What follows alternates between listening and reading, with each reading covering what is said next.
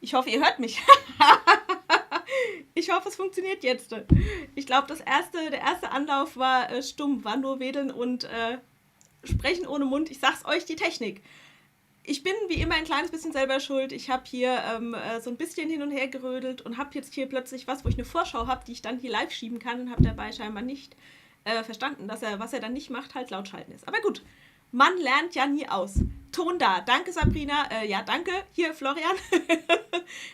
Sehr schön. Ich hoffe, der Ton ist von der Qualität her auch gut. Ich habe nämlich heute wieder alles anders gemacht. Das Mikrofon hängt an einem anderen Platz. Ich muss nachher selber dann einfach mal reinhören und schauen, wie es ist. Ich sage euch aber erstmal, was wir heute machen. Ich würde sagen, wir starten mit dem Projekt, an dem ich gerade arbeite. Das liegt hier auch schon neben mir. Das wollte ich euch gerne einmal zeigen. Ich habe es in der Story schon kurz gezeigt, aber die ist schon nicht mehr live. Insofern würde ich sagen, wir gucken uns das einmal an. Das ist wahrscheinlich der Teil, der für die meisten noch am ehesten interessant ist. Ich habe noch so ein bisschen was anderes, was ich probieren will. Das eine ist ein kleiner Technikcheck. Ich will hier mal versuchen, den Bildschirm mit euch zu teilen aus dieser Software heraus, weil ich gerne nächste Woche mit euch zeichnen möchte. Das hatte ich ja versprochen, dass wir das nochmal gemeinsam machen, weil ich da immer wieder höre, dass der eine oder andere da doch Schwierigkeiten damit hat und deshalb dachte ich, das machen wir auf jeden Fall mal zusammen.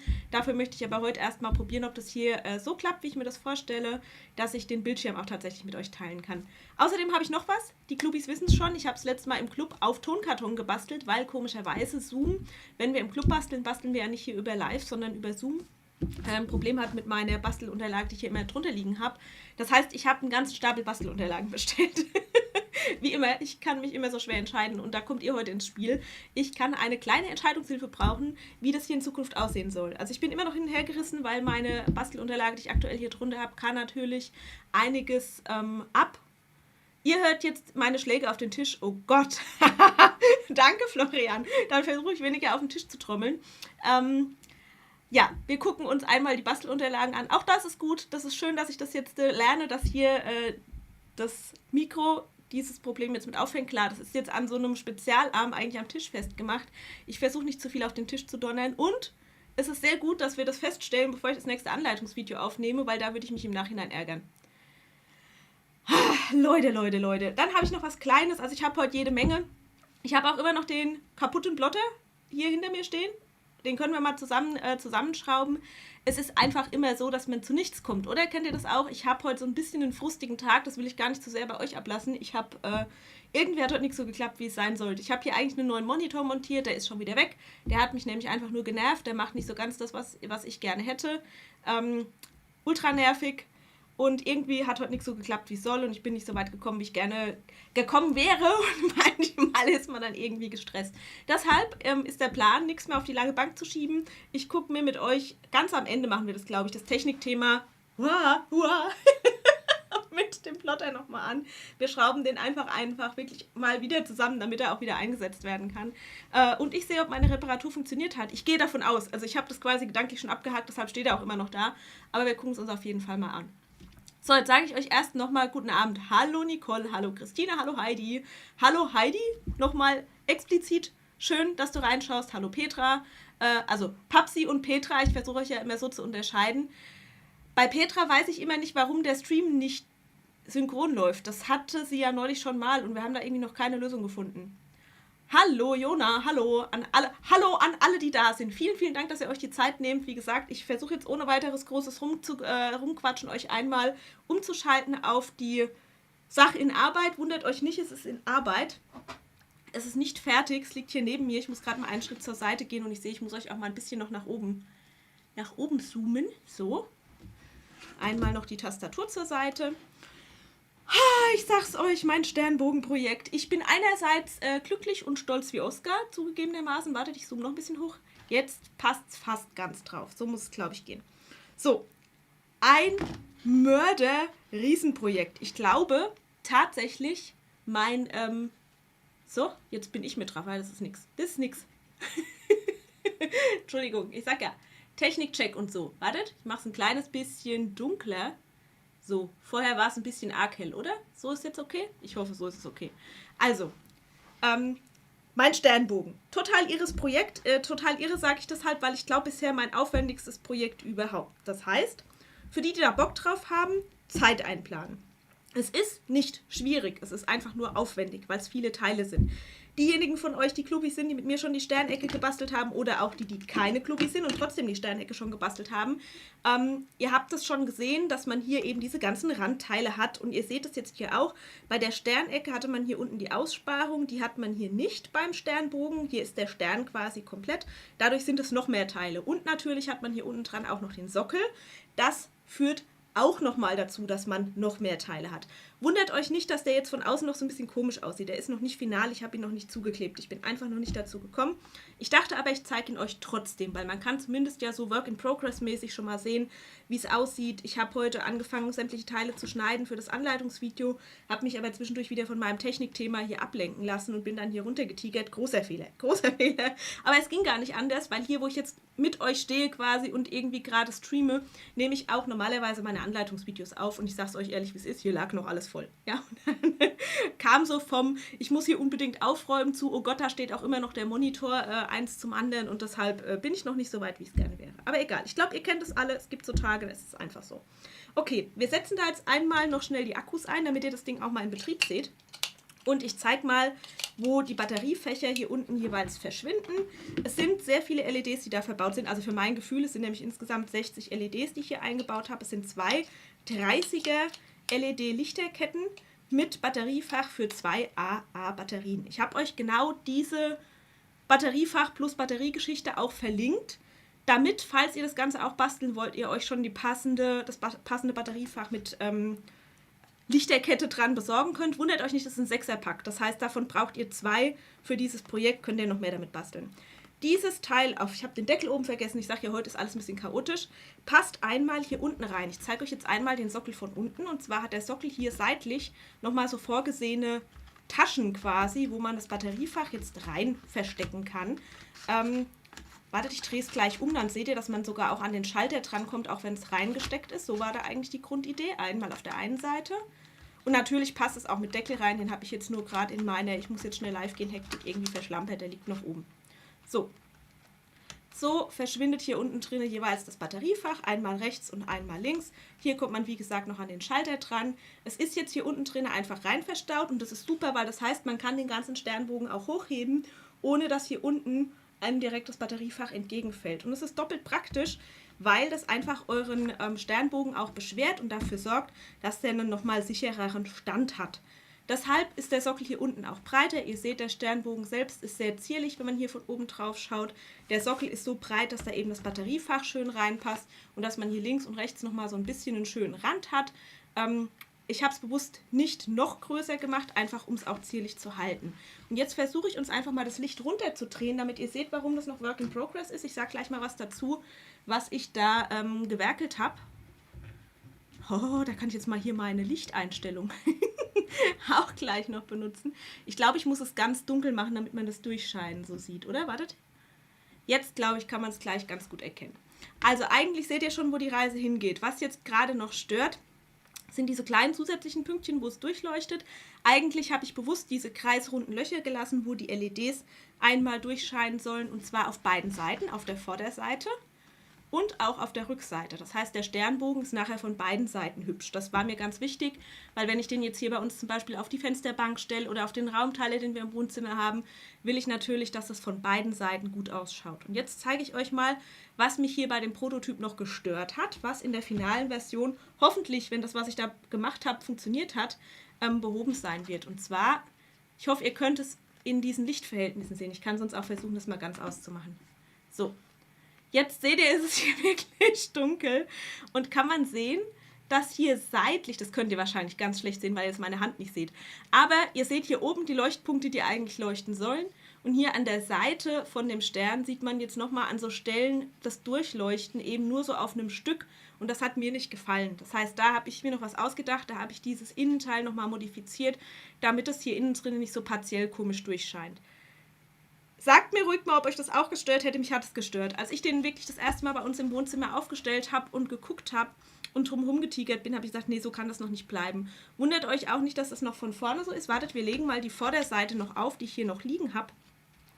Ne, die ist jetzt dann auch noch nicht geklebt, das ist noch nicht final. Und natürlich hat man überall da, wo das Papier absolut mehrlagig ist, so ein bisschen dunklere Stellen und da, wo man weniger Lagen hat, ein bisschen hellere Stellen. Das lässt sich aber nicht ganz vermeiden. Also es ist unmöglich, das komplett zu vermeiden, weil irgendwo müssen die Klebelaschen hin. Aber ich glaube, jetzt hier, wo ich euch das in der Mitte auflege, sieht man schon nochmal den Unterschied. Ne? Dass es weniger diese Formen hat, die man von unten durchsieht. Umso mehr Lagen man hier vorne aufklebt, man kann da auch 2 Lagen aufkleben, umso punktueller scheint das Licht wirklich da durch, wo es durchscheinen soll. So, und jetzt könnt ihr einmal herzlich über mich lachen. Das stelle ich nämlich selber gerade im Moment erst fest, weil ich im allerletzten Moment das Ding erst geschnitten habe, bevor ich hier stand. Die Löcher hier in der Mitte fehlen noch. Also dieses Vorderteil muss ich nochmal neu schneiden. Egal, das passt zum heutigen Tag. Und es ist jetzt ja auch noch nicht final. Ich habe ja gesagt, es ist noch Work in Progress und ich wollte euch einfach mal zeigen, wie das Ganze aussieht, an was ich da genau noch arbeite und damit ihr einfach schon mal einen Eindruck habt, was da auf euch wartet. Für diejenigen, die sagen, sie haben auch Bock auf so ein aufwendiges Projekt. Ich weiß, es ist sehr speziell und ich weiß, nicht jeder sagt, er hat da irgendwie Muse und Zeit und so. Das ist ja auch wirklich ein längeres Projekt. Aber ich sehe das so, man hat da auch dann halt lange was davon und es ist wirklich, ich sage es nochmal, nicht schwierig. Es ist nur ein bisschen aufwendig, weil man gewisse Teile halt in mehrfacher Ausfertigung braucht. Heißt, dieses Teil hier, ne, das hier in der Mitte vom Stern eingesetzt ist, brauche ich rechts 12 mal, links 12 mal, sind schon 24 Teile. Die Teile, die hier eingesetzt sind, brauche ich insgesamt 2 mal 8, also 16 mal. Und so summiert sich das. Und innen drin, im Innenaufbau, ist es das Gleiche. Thomas schreibt, er würde es so lassen, wie es ist. Also prima, dann ist es demnach halb so schlimm. Ich freue mich, wenn es euch gefällt. Brigitta schreibt, und das sieht gerade spannend aus. Okay, wunderbar. Also ich sehe schon, ihr seid da nicht ganz so kritisch wie ich. Das freut mich sehr, weil ich mir sonst da wieder unnötig den Kopf zerbrochen hätte. Deshalb ist es gut. Ich mache das in Zukunft immer so. Ihr kriegt jetzt in Zukunft regelmäßig von mir Work in Progress gezeigt, weil ich dann leichter weiterarbeiten habe, weil ich mich manchmal auch an Kleinigkeiten festbeiß, die wahrscheinlich nur mich stören und sonst niemanden. So ungefähr. Also, daran habe ich ganz viel gearbeitet. Ich habe eigentlich an ich bin nicht immer ganz diszipliniert, aber ich habe an fast keinem anderen Projekt gearbeitet als daran, seit ich euch die Sternecke gezeigt habe. Es ist hier nochmal unfassbar viel Arbeit in das Innenleben geflossen, wegen der Lichterkette, weil ich mir hier innen drin was ausgedacht habe, wo man diese LED-Drahtlichterkette einhaken kann, um die LEDs so präzise zu positionieren.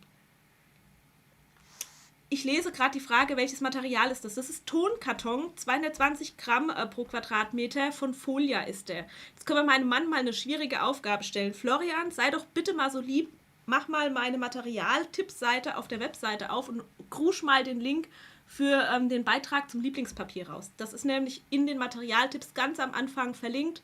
Da am besten mal den Link zum Blogbeitrag. Ist ein super tolles Material, deshalb schicke ich meinen Mann da auch gerade los. Ist ganz praktisch, ich hoffe, der ist jetzt öfter da und kann mal Aufgaben verteilen. Ich bastel daraus fast alles. Fast alle meine Papierprojekte sind aus diesem Tonkarton gebastelt, weil der eine tolle Grammatur hat.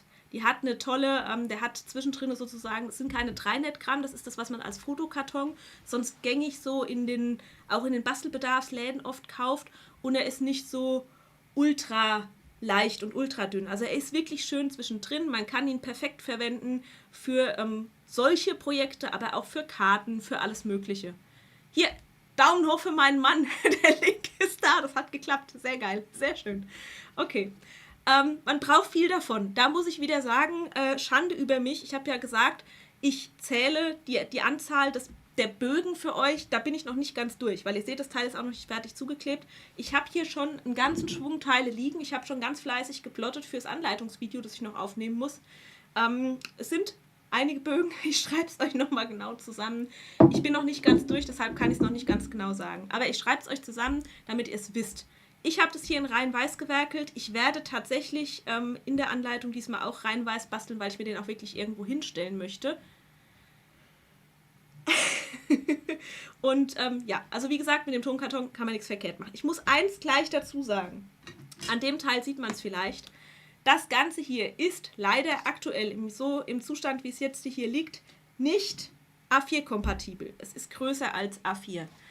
Ich überlege noch, ob ich mir da irgendwas ausdenken kann, was es A4-kompatibel macht, aber ich sage das als Disclaimer vorweg. Man könnte jetzt natürlich denken, naja, kein Problem, ich skaliere das im Ganzen kleiner. Das funktioniert aber nicht, Achtung, wegen hier unten diesem Sockel, wo ja das Batteriefach genau reinpasst. Denn wenn ich das Ganze jetzt kleiner skaliere, dann schrumpft ja zwangsläufig auch der Sockel mit und dann passt das Batteriefach nicht mehr rein. Also, so wie es jetzt hier liegt, aktuell nicht A4-kompatibel. sage ich deshalb so explizit, weil ich da sonst bei meinen Projekten viel Wert drauf lege. Aber das ist bei der Größe einfach auch schwierig. Die Sternecke war A4-tauglich. Der hier ist, so wie jetzt aktuell hier liegt, aktuell nicht A4-tauglich. Nicht. So, okay, also den Sternbogen habt ihr gesehen. Wenn ihr noch Fragen dazu habt, dann schreibt die sehr gerne rein. Ich lese auch gerade nochmal über eure Kommentare. Ich habe gerade nochmal Marie gelesen. Ja, und noch bis 2.8. Urlaub. Oh Gott, so schnell werde ich wahrscheinlich nicht sein, fürchte ich. Florian hat hier schön, der schreibt sogar brav Werbung davor. Kennzeichnungspflicht und so, sehr schön. Ja, in dem Blogbeitrag ist es nicht nötig, aber bei den direkten Produktlinks sehr gut gemacht hier. Daumen hoch. Oh Gott, sogar mit Link und Rabattcode für Kreativdiscount. Florian, ich bin begeistert. Warum machst du das nicht schon länger hier? Soll ich doch mal lachen. Für die, die sich wundern, was ist hier los? Mein Mann, der sitzt oben unterm Dach an seinem PC und der hat sonst in den letzten Jahren immer mit Abwesenheit geglänzt, wenn ich live war. Und deshalb freue ich mir gerade so noch im Bauch, dass der da ist, dass der hier ist. Weil ich stehe hier zum Streamen mit euch im Keller in meinem kleinen Studio und ja, sonst hat Florian eigentlich meistens gezockt oder irgendwas anderes gemacht. Genau, großes Lob hier auch von der Petra. Okay, also den Sternbogen habt ihr gesehen. Wenn ihr noch Fragen dazu habt, fragt gerne. Mich erwartet noch das Aufnehmen des Anleitungsvideos und ich weiß hier schon, das wird ein 2-Tages-Projekt. Das war bei der Sternecke schon ein 2-Tages-Projekt und da musste ich keine Beleuchtung einbauen. Das wird hier definitiv ein 2-Tages-Projekt, alleine das Aufnehmen. Und dann muss ich das Ganze nachher auch schneiden. Ich soll noch mal Licht machen. Warte, ich mache hier gerade noch mal meine Beleuchtung aus, damit ihr die Beleuchtung im Sternbogen selbst noch mal sehen könnt. So müsste es eigentlich hoffentlich ganz gut gehen. Ne? So, er liegt halt jetzt, ist hier immer ein bisschen schwierig mit dem Winkel, aber eigentlich müsste es jetzt so einigermaßen hoffentlich funktionieren. Okay. Ich muss lachen, weil ich gerade lese, gut erzogen. Naja, ich arbeite auch schon lange dran. Lobt ihr nicht zu sehr, der bildet sich sonst noch was drauf ein. Der muss noch ein bisschen mehr sich hier ins Zeug legen, damit er so viel Lob auch verdient. So. Okay, also Sternbogen, Work in Progress, ihr wisst Bescheid. Ich weiß soweit Bescheid, dass es wahrscheinlich morgen nicht so weit kommen wird, dass ich da durchkomme. Sowieso keine Chance. Wie gesagt, ich habe gerade schon gesagt, ich werde 2 Tage fürs Aufnehmen des Anleitungsvideos brauchen, weil ich das immer so in Stücken machen muss. Ich fange im Anleitungsvideo zum Beispiel damit an, dass ich sage, jetzt müssen wir erst alle Randteile vorbereiten und dann muss ich selbst ja ganz viele Randteile vorbereiten, das Video da unterbrechen und dann zwischendurch sozusagen einfach auch das abarbeiten. Das heißt, das dauert wirklich. Und da morgen auch mein Schwiegervater Geburtstag hat und wir ab Nachmittag nicht zu Hause sein werden, weiß ich jetzt schon, dass ich damit morgen nicht weit kommen werde. Aber ich werde Anfang nächster Woche damit gleich wieder voll durchstarten. Ich liebäugel gerade damit, mir am Wochenende mal so ein bisschen Entspannung zu gönnen und mal an ein einfaches kleines Zwischenprojekt zu gehen. Aber ich weiß noch nicht, ob ich mich traue oder ob ich dranbleiben muss. Mal sehen. Also auf jeden Fall, nächste Woche wandert das Projekt für euch in den Shop. Und das eine, was ich hoch und heilig verspreche, ist, dass ich allerspätestens morgen Vormittag das Material für euch durchzähle, euch schon mal schreibe, wie viel ihr genau von was braucht, für diejenigen, die Bock auf das Projekt haben, damit ihr schon mal euch das alles irgendwie zurechtsuchen, einkaufen, wie auch immer könnt. Zur Not mal gucken, ob ihr wirklich noch Lichterketten habt, weil bei mir war es zum Beispiel so, ich habe, als ich angefangen habe, meine Sachen zu suchen fürs Anleitungsvideo, festgestellt, verdammt, Lichterketten leer. Das gibt es bei mir eigentlich gar nicht. Ich habe erst gedacht, bestimmt habe ich die irgendwo versteckt, verschlammt, was auch immer. Aber ich hatte wirklich keine von dieser Bauart mehr und habe dann erst welche bestellen müssen. Die dankenswerterweise heute schon angekommen sind. Ich bin heute trotzdem nicht zum Anleitungsvideo aufnehmen gekommen, aber macht nichts, jetzt sind sie da und ich bin vorbereitet. Also lange Rede, kurzer Sinn. Ihr kriegt jetzt sehr zeitnah einfach mal hier meinen Materialbedarf, damit diejenigen, die Bock haben, sich da eindecken können. Wir hatten im Club auch kurz überlegt, weil wir im Club ja die Sternecke gebastelt haben, das Vorgängerprojekt hierzu, ob es dazu einen Bastelabend geben wird. Ich kann es euch noch nicht hoch und heilig versprechen. Ich habe da heute auch schon im Stillen wieder drüber nachgedacht bei meiner Vorbereitung. Meine Stimme klingt plötzlich anders, viel tiefer. Sorry, ich habe gerade Brigitta gelesen. Könnt mal bitte der Rest auch schreiben, ob ich normal klinge oder ob ich irgendwie komisch klinge. Ja, jetzt lese ich auch, Bianca, wie sieht es mit dem Bastelabend dazu aus? Ja, genau. Also, ich denke über diesen Bastelabend nach, aber ich sag's euch gleich, ich denke tatsächlich darüber nach, ob wir da 2 Bastelabende draus machen, weil die Sternecke Hardcore bis Ende mitgebastelt haben, wissen, dass wir unfassbar lange gesessen haben. Es war ein sehr, sehr langer Bastelabend. Und ich habe ja gerade schon gesagt, dadurch, dass wir hier die Lichterkette noch integrieren müssen, ist es hier noch viel, viel mehr. Okay, Stimme normal. Prima, dann machen wir einfach weiter im Text. Klingt gleich. Auch die Schläge auf den Tisch. Danke, Florian. Das ist ein Seitenhieb. Ich hau gerade nochmal auf den Tisch für dich. Sorry. Sorry an alle. Ich muss mir das nachher selber nochmal anhören, wie schlimm das tatsächlich klingt. Ich werde das dann direkt wieder anders lösen. Also vielen Dank fürs Aufmerksammachen. Definitiv wird das Mikrofon wieder anders befestigt, damit es keinen Tischkontakt mehr hat und damit ihr keinen Aufschlagen hört, wenn ich hier irgendwie am Tisch hantiere. Weil ich ja immer am Tisch hantiere. Petra schreibt gerade, hoffentlich spätestens am Mittwoch, dann könntest du noch vor dem Urlaub plotten. Wann fährst du los, Petra? Kannst du bitte gerade noch mal reinschreiben. Ich gelobe hoch und heilig, dass ich wirklich am Montag früh sofort nichts anderes machen werde, als den Rest vom Anleitungsvideo aufnehmen, wenn ich bis dahin nicht damit fertig sein sollte. Also ich will das jetzt auch unbedingt abschließen, weil nächste Woche Donnerstag, für diejenigen von euch, die jetzt gerade da sind und Bock haben, nächste Woche wieder Stream, Donnerstag 20 Uhr, könnt ihr euch schon mal notieren. Und in dem Stream wollen wir zeichnen. Und da will ich entsprechend mit dem Projekt hier komplett durch sein und schon was ganz anderes wieder gemacht haben. Also so wäre der Zeitplan aktuell, wenn nichts Größeres dazwischen kommt. Ja, am Samstag, das müsste sich ausgehen, Petra. Dann gebe ich Gas, versuche das wirklich allerspätestens am Mittwoch drinne zu haben. Tanja schreibt gerade, gibt es auch wieder eine Verzierung. Tanja, ich werde versuchen, die Verzierung, die ihr kennt, wartet, kann ich kurz holen.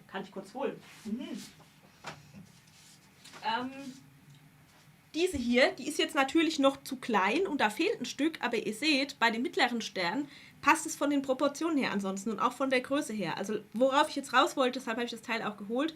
Ich werde versuchen, euch diese bestehenden Verzierungen anzupassen für den Sternbogen, weil es ja schade wäre, wenn man die nur für die Sternecke nehmen kann.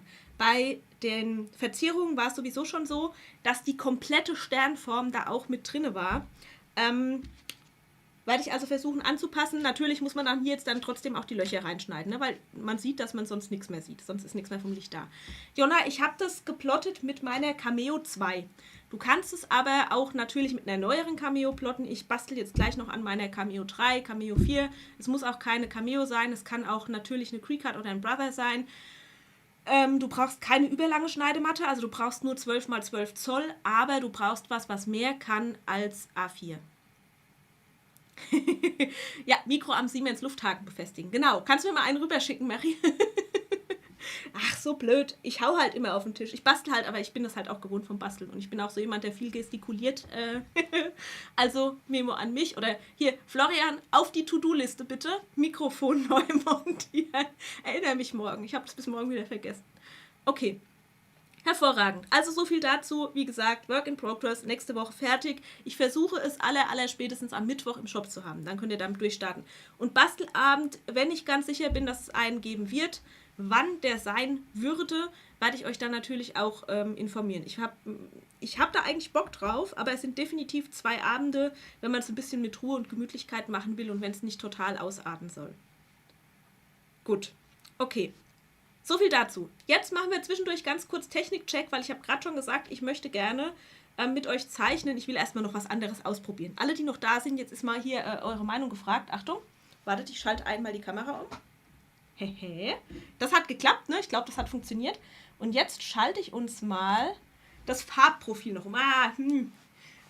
Ich glaube, ich habe meine Antwort schon. Aber ich mache es trotzdem. Einfach, damit ihr es mal seht. Achtung, einmal von dunkel zu hell. Haha, zumindest hat das Umschalten nahtlos funktioniert.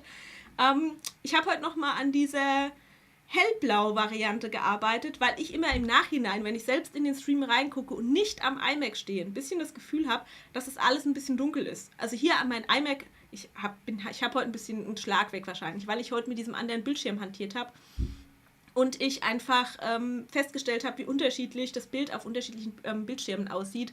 Und neben dem iMac sah halt alles blöd aus. Also ich habe wirklich den Monitor schon wieder abgebaut. Der liegt hier neben mir. Er wird einmal eingepackt und kommt wahrscheinlich wieder weg. Ich habe alles rumgeräumt heute. Ich habe den iMac jetzt hier rüber geschleift. 2. Monitor weg, iMac hin. Und habe eben da nochmal so ein bisschen mehr auch auf die Farben geguckt. Deshalb, vielleicht bin ich heute auch überempfindlich. Sagt mal was zu hell oder dunkel. Ich weiß, es dauert jetzt wieder einen Moment mit der Verzögerung, bis die Kommentare von euch auch reinlaufen. Wir wechseln nochmal. So ist dunkel. So ist hell. wir haben damals uns eigentlich nur für dunkel entschieden. Wir haben das Ganze hier schon mal diskutiert, weil ich der Meinung war, so, dass man dunkel besser lesen kann. Also, dass das besser irgendwie entspannter fürs Auge zu lesen ist, gerade so über einen längeren Zeitraum. Veronika ist schon die Erste, die schreibt, hell gefällt mir besser. Also ich fand jetzt auch, hell ist irgendwie freundlicher. Das macht das Ganze irgendwie, sonst sind wir hier insgesamt so dunkel. Ich habe heute ausnahmsweise mal kein schwarzes T-Shirt an, sonst habe ich meistens auch noch ein schwarzes T-Shirt an. Und mit dem dicken schwarzen Balken an der Seite ist es manchmal dann doch ein bisschen viel. Pepsi schreibt auch hell, Petra schreibt auch hell. Ah, besser, freundlicher. Okay, ja prima. Dann würde ich doch sagen, Bianca sagt auch hell. Hell ist entspannter für die Augen. Ja, dann lassen wir doch einfach mal hell. Also ich habe nämlich extra nochmal rumhantiert. Das Problem für die, die damals dabei waren bei hell war, dass hinten dran trotzdem immer grau lag. Und ich habe dann nochmal mit dem Plugin-Entwickler auch hin und her geschrieben. Das hat sich irgendwie nur schwer wegkriegen lassen, aber jetzt ist es besser, finde ich. Und man hat trotzdem den farbigen Versatz. Wartet, ich deute wieder in die falsche Richtung. Ich lerne das nicht mehr. Die Richtung. Seht ihr das? Also man hat immer so, ne, jeder hat immer so ein bisschen farblich abgesetzt zwischen den einzelnen Kommentaren. Das finde ich eigentlich ganz gut. Aber halt jetzt in hell und heller und schwarze Schrift drauf. Das sollte jetzt eigentlich gut zu lesen sein. Petra sagt, sie kann auf dunkel besser lesen. Okay, was ich jetzt demnächst mal noch probiere, ist, ich könnte jetzt noch versuchen, die Schrift hier auf hell auf dunkel quasi, oder dunkel auf hell besser gesagt, fetter zu machen, dass die ein bisschen augenfälliger noch ist.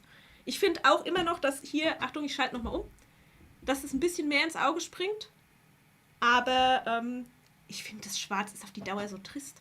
Und das Blau ist halt so das Blau, das ich auch auf meiner Website habe. Also, das war die erste Techniksache. Und ich sehe, dass der Großteil votiert für die helle Variante. Sehr schön. Haben wir gleich wieder ein Maß, wo ich einen Haken dran machen kann. Wir machen direkt den nächsten Techniktest. Wartet. Muss ich mal einmal meine Maus ranholen. Ist hier auch so eine Hantiererei. Ich muss es immer zur Seite schieben, damit es hier nicht stört, wenn ich die Kamera von oben anhabe. Also alles noch nicht optimal. Ihr seht, ich bin immer noch im Optimierungsmodus. Was ich jetzt mit euch noch ausprobieren will, ist Folgendes. Warte, das müsste jetzt eigentlich direkt funktionieren. Achtung. Ha! Ja! Ich hoffe, ihr seht jetzt hier rechts direkt Silhouette Studio. So wäre zumindest quasi der Plan, dass ich hier direkt umschalten kann. Achtung, das mache ich hier mit meinem Fußpedal. Ja. Hier nochmal umschalten, Kamera und nochmal umschalten. Tada! Silhouette Studio. In der Software möchte ich nämlich sehr gerne am nächsten Donnerstag mal zeigen, wie ich das mit dem Zeichnen mache. Das heißt, wir holen uns wirklich gemeinsam die Datei hier in die Software und arbeiten hier quasi Stück für Stück. Ich schiebe mir das hier gerade auch nochmal zur Seite. Das ist jetzt die Zusatzherausforderung für mich, weil ich habe jetzt hier nur einen Monitor im Einsatz. Ich habe ja vorhin schon gesagt, der zweite hat mich irgendwie geärgert heute. Ja, aber das scheint zu funktionieren. Also ich kann mein Streaming-Programm in den Hintergrund legen. Jetzt können wir hier einfach mal lustig irgendeine Form aufziehen, damit hier auch mal irgendwas passiert. Und die füllen wir mal mit Farbe. Das bin ich ja an und für sich eigentlich auch alles aus meinem Kurs schon gewohnt. Da machen wir das Ganze aber über Zoom und nicht hier über OBS. Und deshalb wollte ich das hier auf jeden Fall erstmal ausprobieren, wie das hinhaut, weil ich dann mit euch hier eben auch einmal in den Sendendialog rein will. Hier seht ihr, ist noch von einem meiner letzten Projekte, die ich hier umgesetzt habe, meine Vollquill-Einstellung ausgewählt, die ich hier selbst angelegt habe. Aber das möchte ich nochmal mit euch ganz in Ruhe machen. Nicht heute. Heute wollte ich nur ganz sicher gehen, dass das so funktioniert, wie ich das hier zurechtgebastelt habe, dass also das Umschalten zwischen meiner Software am PC quasi und meiner Kamera hier nahtlos funktioniert. Aber das scheint zu funktionieren. Mary schrieb gerade, jetzt kam ich ein bisschen abgehackt drüber, vielleicht war das für den PC auch ein bisschen viel. Vielleicht wollt ihr anderen aber auch nochmal sagen, ob es jetzt flüssig durchlief oder ob es da jetzt irgendwie Schwierigkeiten gab, solange der Bildschirm geteilt war. Total spannend für mich. Für andere bestimmt Pipifax, weil sie das schon seit Jahren machen, aber für mich ist es total spannend. Wie gesagt, sonst in den Kursen fällt mir es auch nicht so schwer, weil ich da halt einfach hier stehe und das per Zoom mache. Und für Zoom versuche ich mich halt im Moment auch umzustellen, weil ich es immer so ein bisschen unglücklich finde, wenn man irgendwie den Bildschirm freigeben will und dann erst 5-mal klicken muss, bis man die richtige Stelle freigegeben hat. Deshalb finde ich das hier ganz schön, wenn man einfach umstellen kann.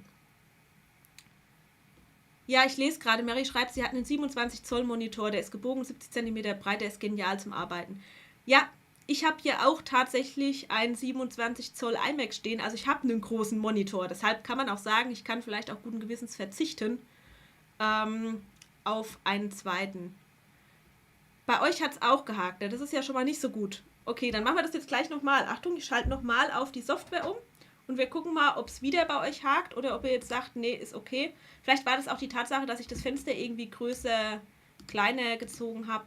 Jetzt habe ich mir einfach hier nur meine jetzt muss ich aber aufpassen, wenn ich die verschiebe, verschiebe ich sie euch auch. Ne? Jetzt muss ich, sehr gut. Also ihr seht, wir machen diesen Technik-Quatsch hier nicht ganz zum Spaß, sondern das macht schon irgendwie Sinn. Jetzt habe ich nämlich das Fenster verschoben. Und das war jetzt nicht gut. Also Memo an mich selbst. Wir lassen das Fenster da, wo es ist während dem Stream. Dann haben wir auch kein Problem. Dann haben wir auch kein Problem beim Zeigen. Nee, ich glaube, jetzt müsste es aber in Ordnung sein. Jetzt müsste es hoffentlich wieder an der richtigen Stelle liegen. Brigitta schreibt auch, sie hat totale Störungen.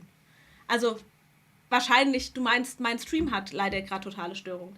Ist jetzt ultra spannend. Da bin ich auf euer Feedback angewiesen und muss auch sonst noch mal weiter testen, was da los ist. Jonna schreibt, ist alles okay. Mein lieber Mann, falls du noch da bist, du darfst auch mal sagen, wie es bei dir ankam. Er ist ja quasi kurze Leitung. Weil du ja nur im Dachgeschoss sitzt. Ja, Veronika schreibt im Moment noch alles okay. Okay, ist immer wieder spannend. Es ist halt auch immer schwer einzugrenzen, woran es liegt. Ja, Florian sagt gerade, YouTube ist okay, Facebook hat Probleme. Aber ja, Facebook hat Probleme, kennen wir schon. Ne? Das ist ja leider öfter so, dass es auf YouTube wesentlich flüssiger läuft als auf Facebook. Also für diejenigen von euch, die sagen, es hakt und es macht nicht, was es soll, gegebenenfalls vielleicht einfach rüberschalten auf YouTube, anstatt bei Facebook zu gucken.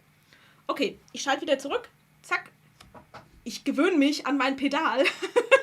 Ich habe Spaß daran. Ich muss nur noch versuchen, das alles irgendwie in sich sinnvoll einzurichten, weil hier, Achtung, Pedal in der Mitte macht quasi diese Kamera. Ja, hier, winke, winke. Und jetzt hier vorne, winke, winke. Ich muss mich immer gedulden, der braucht so einen kleinen Moment zum Umschalten. Das Fußpedal rechts switcht für euch im Moment quasi einmal auf den Bildschirm teilen und dann wieder zurück zur Kamera und das andere macht noch was anderes. Also ich gewöhne mich ein. So. Bianca schreibt gerade, bei ihr hat YouTube gerade auch Haker. Florian sagt auch, gerade 1 Sekunde Standbild. Okay, aber jetzt haben wir gerade nicht viel rumgespielt und hatten kein Screensharing offen. Das heißt, weiß der Geier, vielleicht ist heute irgendwo Unwetter, schlechtes Wetter, irgendwer steht auf der Leitung. Ich bin gespannt, wie es in der Aufzeichnung ist. Mary, nochmal zu dir zurück, nur weil ich das gerade gelesen habe. Sei bitte mal so lieb, ja, und schick mir gerne den Link von dem Monitor. Ich wäre nämlich tatsächlich auf der Suche nach einem Monitor. Nach dem Umschalten von Studio auf mein Bild hakt es. Okay. Ja, vielleicht hat er da irgendwie ein Problem. Warte, machen wir nochmal. Wir teilen den Bildschirm. Bei mir geht es ganz flüssig rüber, aber es hat ja nichts zu heißen, weil ich bin ja hier quasi die Video-Input-Seite. So. Und jetzt schalten wir zurück und gucken mal, ich winke, ob es einigermaßen flüssig funktioniert. Ansonsten muss ich mir merken, dass ich direkt nach dem Umschalten noch kurz die Klappe halten und stillhalten muss und erst dann weitermachen kann. Oder ich muss nochmal nach einer technisch ganz anderen Lösung suchen, aber eigentlich sollte das mit dem Screensharing einigermaßen hinhauen. Okay, so, das war der Technikteil, den ich unbedingt ausprobieren wollte. Jetzt geht's hier, ja, jetzt einwandfrei. Okay, prima, also auch spannend, aber gut, ich übe weiter. Versuch macht klug und so, ne? Jetzt brauche ich jetzt einmal die Ästheten unter euch. Ich will einmal mit euch gucken, wie es aussieht wegen der, hier meiner Bastelmatte. Wartet, ich schalte euch um. So, um diese hier geht's. Ihr kennt die eigentlich von mir. Ich bastel da seit Jahren drauf. Irgendwann habe ich damit angefangen, weil ich auf dieser Art von Matte auch mein Material zuschneide, meinen Tonkarton, von dem ich vorhin so liebevoll erzählt habe. Ich habe ja vorhin das Loblied Ode an den Tonkarton quasi einmal hier gehalten und dadurch kam das, glaube ich, irgendwann zustande, weil ich darauf meine großen 50x70 Bögen normalerweise zuschneide und ursprünglich, als ich angefangen habe, Videos aufzunehmen, ja auch wieder schön hier immer am gleichen Platz gebastelt habe und dann ist es hier mit umgezogen, als mein Videosetup hier runter umgezogen ist. Fakt ist aber, ich schneide hier unten darauf quasi nie was zu. Ihr habt es ja gesehen hier an meinem Körbchen. Ich bringe meine zugeschnittenen Teile vom Plotter mit hierher und klebe das Ganze dann hier nur zusammen. Und hier im Stream ist es, glaube ich, eigentlich auch nie ein Problem. Also ich hoffe es zumindest, dass ihr das jetzt hier alles wunderbar scharf sehen könnt. Also dass es hier keine Probleme gibt. Ich habe aber letzte Woche vor unserem Bastelabend ganz viel mit der lieben Annette rumprobiert. An die gehen hier auch mal ganz kurz Grüße raus. Liebe Annette, du wirst es vielleicht erst später irgendwann sehen. Ich drücke morgen ganz fest die Daumen, ich denke an dich. Jedenfalls hatte Zoom markante Probleme, massive Probleme. Es hat gedauert, bis wir da drauf gekommen sind, mit dem Scharfstellen. Also immer, wenn ich hier irgendwas gezeigt habe, hatte man das Gefühl, Zoom hinkt irgendwie hinterher. Und ihr könnt euch vorstellen, das ist natürlich auch nicht so dauerhaft Sinn und Zweck der Lösung, der Übung, dass man bei jedem, je nachdem, ob man jetzt hier live geht oder ob man irgendwie zoomt, immer die Unterlage austauschen muss. Also lange Rede, kurzer Sinn. Ich habe letzte Woche auf Tonkarton gebastelt, einfach um die weißen Linien im Hintergrund wegzuhaben, weil dieser hohe Kontrast im Hintergrund bei Zoom in der Übertragung scheinbar zu Problemen führt. So. Und ich will aber auch nicht jedes Mal einen ganzen Bogen Tonkarton einsauen, weil ich klebe dann ja und dann saut man so ein bisschen daneben und dann sieht alles schlimm aus. Deshalb habe ich verschiedene Bastelunterlagen bestellt. Viele verschiedene Bastelunterlagen. Und ich wollte die einfach quasi in Stream unter der Kamera mal ausprobieren und mal gucken, welche davon es werden könnte. Ich persönlich habe ja ein Faible für Mint. Diese Matte, die hier liegt, gibt es leider nicht in Mint und die hätte, wenn, dann auch wieder weiße Linien. Und was ich eigentlich gesucht habe, jetzt nutze ich mal eure Schwarmintelligenz, Achtung. Das hier ist ja eigentlich so eine Schneidematte, wie sie aus dem Stoffzuschneidebereich kommt. Das heißt, ich kannte sowas früher von meiner Mama zum Patchworken in so richtig giftig grün mit gelben Linien. So kannte ich die ursprünglich. Ich habe für mich gekauft hier blau mit weißen Linien. Die Rückseite ist leider rot mit Inchlinien. Und am allerliebsten hätte ich vom Material her sowas nur komplett ohne Linien, weil das halt so eine selbstheilende Oberfläche hat, die einigermaßen matt ist, die hier unter dem Licht nicht viel reflektiert. Vielleicht weiß ja einer von euch, wo ich genau sowas kriege. Ich habe online gesucht, ich habe nichts gefunden. Das heißt, ich habe Verschiedenes bestellt. Ich habe Schreibtischunterlagen bestellt, die so quasi Kunstleder auf der einen Seite, Kork auf der anderen Seite haben. Und ich habe so Silikonunterlagen bestellt. Ich packe die jetzt einfach mal aus. Es kruspelt jetzt gleich viel. Hier Mint wird mir von der Sache her gefallen. Sorry, das ist heute jetzt akustisch nicht so schön wahrscheinlich. Und eigentlich, sage ich gleich noch dazu zum Thema Schwarmintelligenz, ich hätte eigentlich gerne irgendwas mit Farbe, aber mit irgendeiner Farbe, die dezent genug ist, dass man sagt, ja, ich kann das da im Hintergrund sehen. Und Achtung, Zusatzherausforderung, man sollte helle Sachen, so wie ich heute das Weiße gezeigt habe, und dunkle Sachen darauf mit ausreichend Kontrast erkennen. Also ist hier Wunschkonzert heute. Achtung. Ich habe die vorher selbst nicht ausprobiert. Ich dachte, wir machen das jetzt einfach gemeinsam. Und ihr könnt mir mal sagen, was euch total ins Auge beißt oder was vielleicht gut funktioniert. Ich bin also selbst gespannt. Was ich davon halte, weiß ich noch nicht so genau. Der Knick ist natürlich nix, ne? Aber ich nehme an, das ist wie bei diesen anderen Silikonmaterialien sich wahrscheinlich noch irgendwie glattlegen wird. So, da ist jetzt schon die Frage, zu giftig oder nicht zu giftig. Wir holen mal was Weißes ran. Wir holen mal was Dunkles ran. Hier könnt ihr sehen, dass ich meine Hausaufgabe immer noch nicht gemacht habe. Das ist die Sternecke, die noch nicht zugeklebt ist. Ich würde jetzt aus meiner Perspektive sagen, gar nicht so schlecht. Ja, Petra schreibt gerade, bis morgen ist der Knick weg. Ich glaube auch, wenn ich die so offen liegen lassen würde, würde der Knick in der Mitte wahrscheinlich relativ von selbst verschwinden. Ich finde so, sie ist so ein kleines bisschen durchsichtig. Ist sie das oder wirkt es nur so? Warte, ich schiebe mal hier die andere Matte so ein bisschen hoch. Nee, geht eigentlich. Geht auch auf dem Holz. Also ja, ich sehe jetzt hier den Höhenunterschied, aber ich sehe jetzt nicht von der Farbe her, wo das eine aufhört und das andere anfängt. Jedenfalls jetzt nicht irgendwie störend. Nicole sagt, sieht gut aus. Geht beides. Genau, also es geht noch viel weiter. Ich konnte mich wie immer nicht entscheiden und es war jetzt Motto, ich glaube, das war auch wieder an so einem Frusttag, wo ich einfach gesagt habe, ich brauche jetzt mal was Schönes. Ich mache mir hier meine Bastelecke irgendwie nett. Ich habe sowas auch noch in Grau. Sorry für das fürchterliche Geräusch.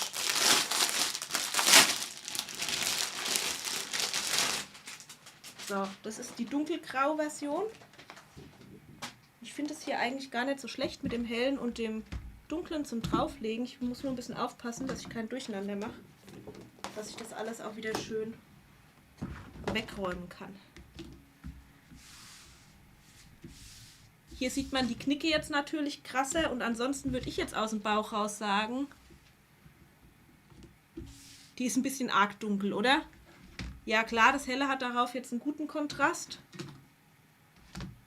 Ja, vom Kontrast her ist es super. Aber ist es nicht ein bisschen arg trist? Wir haben uns ja gerade hier an der Seite bewusst für was Helles entschieden. Bianca schreibt gerade, nee. Ja, bezüglich Grau wahrscheinlich nee, ne? Ja, haut mal raus. Weiter geht's. Ich mach weiter. Ich versuche mir die hier ordentlich zur Seite zu sortieren, damit ich nachher noch weiß, was in welcher Packung war. Weil natürlich alles, was es jetzt nicht wird, fein säuberlich verpackt wieder zurückgeht. Zu dunkel. Okay, also da sind wir uns einig. Ich würde auch sagen, das ist zu dunkel, das ist zu trist. Das sieht so ein bisschen nach Beerdigung aus. Hier habe ich noch so ein gutes Mittelding, hellgrau.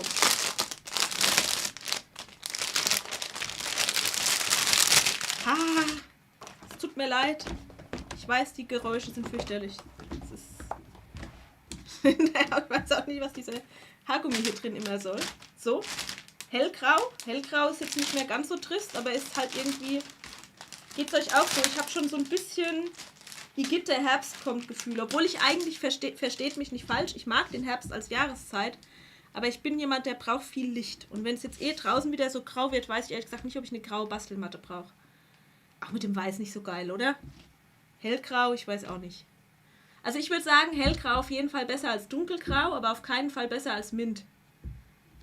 Wir machen nochmal den direkten Vergleich. Das ist, glaube ich, immer das Geschickteste. Ja.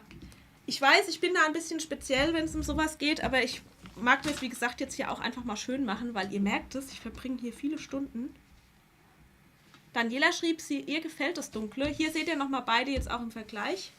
Ich kann natürlich jetzt dunkel nochmal dazwischen legen, aber ich fand halt dunkel schon arg heftig. Petra ist für Mint. Ja, ich sehe schon. Also hier bei den Silikonmatten macht Mint, glaube ich, das Rennen. Ich habe hier noch eine, ich glaube aber, die packe ich gar nicht aus. Die ist eigentlich so, ja, ich möchte sagen Milchglas-Optik, aber das macht, glaube ich, wenig Sinn, weil da kann man dann so halb den Tisch durchsehen und ich glaube, dass man auf diesem hellen, dann helle Bastelarbeiten auch wieder schlecht sieht. Also ich glaube, deshalb muss ich das gar nicht großartig auspacken, weil, ja, soweit habe ich vorher einfach nicht gedacht. Das ist, ja, nicht so ideal. So. Geht noch weiter. Ich hab noch mehr Mint. Anderes Mint. Anderes Mint, anderes Grau, anderes Rosa. Und nicht wundern, dass ich jetzt so leise bin, wahrscheinlich sitzt unter dem Tisch. Da, wo die ganzen anderen Sachen sind. Also das hier ist halt, wie gesagt, so Silikonmatte. Und ich glaube, die Silikonmatten sind halt ultra unempfindlich. Deshalb habe ich die eigentlich bestellt, weil ich glaube, da jetzt Kleber drauf, gar kein Thema, wischt man einfach ab und ist wieder gut. Das andere, wo ich halt nicht so sicher war, ich war einfach nicht so sicher, ob ich diese Silikon-Haptik mag.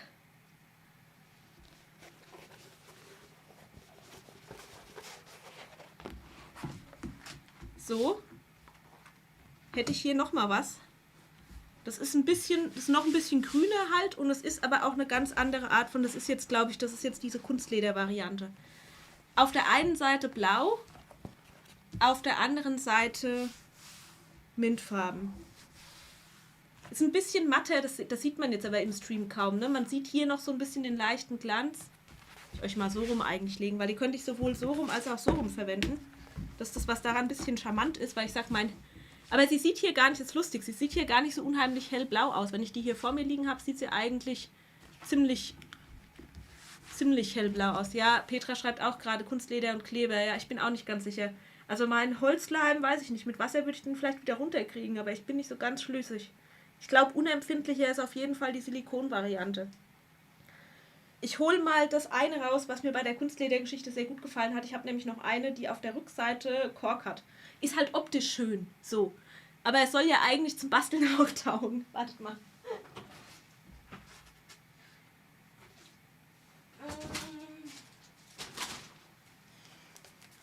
Die ist in der Farbe ein bisschen gedämpfter. Aber es sieht auch schon fast wieder grau aus, ne? Obwohl die eigentlich grün sein soll. Wenn ich die hier so hinhalte, bin ich gar nicht so sicher, ob ich die ausrollen muss. Obwohl sie so ein bisschen blaugrau ist. Unbedingt Texte der Matte anpassen. Wie was Text? Ach so, hier an der Seite quasi die Textbox, damit das ein Silikon ist praktischer. Ja, ich glaube es ehrlich gesagt auch, dass Silikon praktischer ist. Ich will es jetzt trotzdem einmal sehen. Wartet, wir machen mal. Die ist halt... Ich finde hier die Farbe auch nicht schlecht. Weiß ich nicht. Ich weiß halt nicht, ob die das ab kann. Zur Not wird die oben meine andere Schreibtischunterlage, weil mein anderer weißer Schreibtisch ist nackig und da wird nicht so viel geklebt. Von der Farbe her finde ich die eigentlich auch ganz gut. Beide Seiten. Also einmal zur Seite. Wartet. So. Und hier ist jetzt die Variante. Ah, die ist aber. Da sehen wir direkt schon ein Manko, ne? Eigentlich ist die zu schmal, oder? Eigentlich muss ich mir da gar keinen großen Kopf drüber machen. Ist die genauso? Wartet. Das merke ich jetzt gerade erst. Ja, die sind von den Maßen her gleich. Okay, vergesst das. Vergesst die Kunstleder-Variante. Auch wenn ich mich so ein bisschen in die Variante hier mit der Korkrückseite verliebt habe. Finde ich nämlich eigentlich auch ganz schick. So weiß auf Kork, ne? Auch nicht schlecht. Aber ich will jetzt auch nicht in jedem Stream irgendwas anderes drunter legen. Ja, zu schmal. Ich sag auch, Nicole, zu schmal. Zu schmal ist dann auch direkt raus. Macht dann nämlich keinen Sinn. Und die gibt es auch nicht in viel breiter. Ich weiß nicht, wer sich die Maße ausgedacht hat für die Schreibtischunterlagen, aber Schreibtischunterlagen haben scheinbar alle ungefähr gleiche Maße, jedenfalls die ich gefunden habe. Also lange Rede, kurzer Sinn. Wir werden wahrscheinlich am ehesten hier, ne? Diese Farbe. Mint. Silikon-Mint und dann die andere Matte unten drunter raus. Ha! Ich sehe gerade was. Ich glaube, es muss die mintfarbene werden. Ich stehe ja hier auf meinem neuen Teppich und der hat genau die gleiche Farbe mit drin. Haha! Das seht ihr zwar nicht, aber ich sehe es. Okay, dann muss ich nachher nur noch hier mein Chaos aufräumen, weil es wird natürlich auch alles wieder mit viel Liebe ordentlich zurückverpackt. Alles, was es jetzt nicht geworden ist. Ich glaube, das war es auch schon, weil die anderen sind auch alle von der Machart her eben so Kunstleder. Mir hat da einfach die Optik unheimlich gut gefallen, aber ich gebe euch recht, ich glaube, es ist unpraktisch. Es ist unpraktisch von der Pflege her. Also ich bin eben nicht sicher, wie gut ich den Kleber da runterkriege und selbst wenn ich ihn ein paar Mal runterkriege, kriege ich ihn wahrscheinlich irgendwann nicht mehr runter. Aber ich brauche da nachher eine dritte Hand, da muss der Mann dann mit dran. Dann wieder einpacken. Ich schmeiße das jetzt einfach gerade mal zur Seite und würde sagen, das ist gar nicht schlecht. Und jetzt könnt ihr mir auch gleich sagen oder glauben, dass es für mich eine gar nicht so doofe Idee ist, mal auf eine andere Matte umzusteigen. Ich sage euch warum. Wegen meinem inneren Monk. Ja, ich zeige euch das nämlich jetzt gerade nochmal. Ich nehme die hier jetzt nochmal weg. So.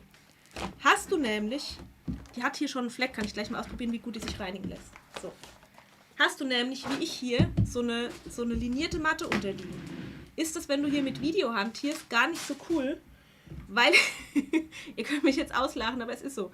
Ich stehe dann am Anfang immer da und versuche das irgendwie so hinzukriegen, dass die Linien einigermaßen gerade verlaufen. Das habe ich sogar direkt, wenn ich irgendwie hier stehe und versuche irgendwie ein Anleitungsvideo aufzunehmen, nicht nur wenn ich live gehe, sondern auch für Anleitungsvideos stehe ich dann da und frickel hier rum und versuche die Linien von der Matte gerade zu kriegen. Völlig bekloppt, ist aber so. Und wenn die Matte keine Linien mehr hat, habe ich dieses Problem nicht mehr. So. Barbara, ich habe die bei Amazon bestellt, die Matten alle, die hier liegen. Tatsächlich, ich gestehe, ich bin da so der typische Amazon-Käufer. Ich kann hier den Link raussuchen, wenn ich soll. Das kann ich kurz machen.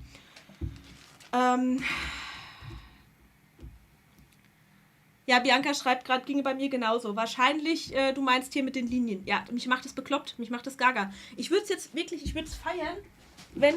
Das ist halt das Blöde ein bisschen an den Silikonmatten. Seht ihr das? Die sind halt so ein bisschen wabbelig, wie man das von diesen Backmatten und so auch kennt. Also wenn ich die jetzt in so dick kriegen könnte, wie hier meine Schneideunterlage, würde ich es ultra feiern. Das ist halt nochmal die Frage, wenn jemand von euch irgendwie weiß, wo man so selbstheilende Unterlagen in Wahlfarben ohne Aufdruck herbekommt, sagt Bescheid. Ich habe schon überlegt, ob ich irgendwas Garstiges kaufen kann, womit ich den Aufdruck da runterkriege. Aber ich wüsste nicht was. Gibt bestimmt irgendwas, aber vielleicht löst man dann auch den Rest von der Matte mit auf. Keine Ahnung. Also, bis dahin mag's damit funktionieren. Barbara, soll ich dir schnell den Link raussuchen? Warte, das kann ich schnell machen. Muss ich mich einmal ganz kurz wegschalten, wartet. Damit ich mir hier einmal den Browser aufmachen kann. Ich bin gleich wieder da.